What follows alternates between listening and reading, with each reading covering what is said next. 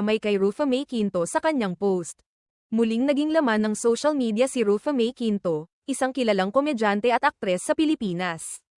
Matapos niyang ibahagi sa kanyang Instagram account ang ilang lumang litrato kasama ang kanyang dating partner na si Trevor Magallanes at kanilang anak na si Athena.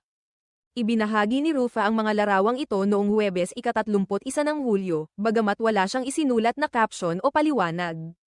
Malinaw sa mga larawan ang isang malalim na damdamin, pagbabalik tanaw sa isang yugto ng buhay na puno ng saya, ngunit tila ngayon isang alaala na lamang. Ipinakita ng mga larawan ang masayang sandali nilang mag-anak, na animoy sinasariwa ni Rufa ang panahong buo pa ang kanilang pamilya.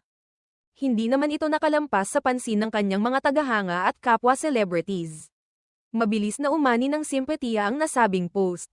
At marami sa mga kilalang personalidad ang nagkomento upang ipadama ang kanilang pakikiramay at suporta sa aktres. Isa sa mga